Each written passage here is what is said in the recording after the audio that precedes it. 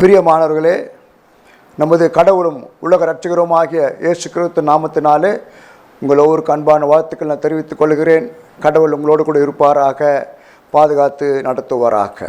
புகைப்பிடிக்கிற பழக்கம் உள்ள ஒருத்தர் வழியில் சிகரெட் பிடிச்சுன்னுக்கிறாரு.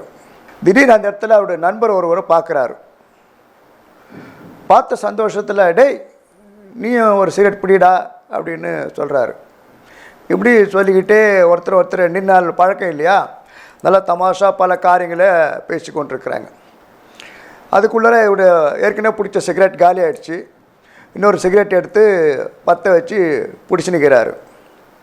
இதை பார்த்து அவருடைய நண்பர் அவரை பார்த்து, டேய் இந்த சிகரெட்டை நீ போட்டிருக்கிறிய அந்த வெள்ளை சட்டையால் அணைக்க முடியுமா, அணைய பார்க்கலாம் அப்படின்னு சொன்னான்.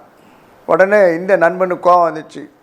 அடா முட்டாளே, இந்த சட்டை 1000 ரூபாடா, இந்த சட்டையை போய் இந்த சிகரெட்டால் அணைக்க சொல்கிறிய, ஓட்ட வழி உனக்கு தெரியாதா அப்படின்னு சொன்னான். அப்போது இந்த நண்பன் அந்த நண்பனை பார்த்து சொன்னான், 1000 ரூபா சட்டை ஓட்டம் விட்டுடுன்னு நீ எவ்வளோ கவலைப்படுறிய,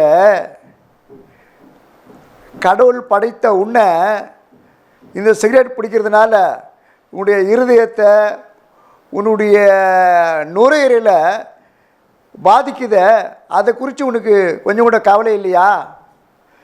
இந்த சிகரெட் பிடிக்கிறதுனால உன்னுடைய நுரையீரலில் ஓட்ட விழுமே, சாப்பிட்ருமே, அதை பற்றி உனக்கு கவலை இல்லையா அப்படின்ட்டு கேட்டான்.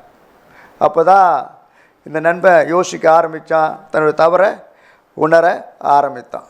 பிரியமானவர்களே, இன்று நம்முடைய நட்பு எப்படி இருக்கிறது? நம்முடைய நிலைமை எப்படி?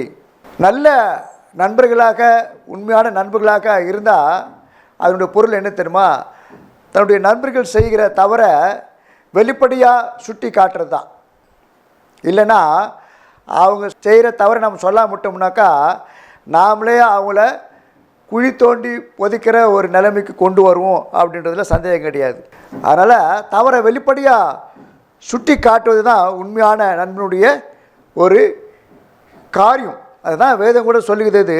நீதிமொழிகள் 27:5 மறைவான சிநேகத்தை பார்க்கிலும் வெளிப்படையான கடிந்து கொள்ளுதல் நல்லது.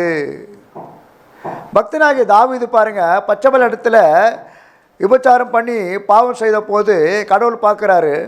உடனே நாத்தான் தீர்க்கதரிசியை அனுப்புகிறாரு, போய் சொல்லு தாவீது கிட்ட அப்படின்னு. நாத்தான் தீர்க்கதரிசியும் பயம் இல்லாமல் தைரியமாக தாவீது கிட்ட வந்து அவர் செய்த அந்த பாவத்தை சொல்கிறாரு, உணர்த்துறாரு. தாவீதும் அதை கேட்குறாரு, மனம் கசந்து அழுது கடவுளத்தில் மன்னிப்பு கேட்குறாரு. கடவுளும் மன்னிக்கிறாரு, மறக்கிறாரு. பிரியமான சகோதர சகோதரிகளே, இன்று நம்முடைய நட்பு எப்படி இருக்கிறது? நாமும் நல்ல நண்பர்களாக இருப்போம், தவறை சுட்டி காட்டுவோம். அப்பொழுதுதான் நமக்கு நல்ல நண்பர்கள் கிடைப்பார்கள். அதுதான் உண்மையான நட்பு. அதுதான் கடவுளும் எதிர்பார்க்கிறார். கடவுள் நடத்துவார். கடவுள் உங்களை ஆசீர்வதிப்பாராக. ஆமேன்.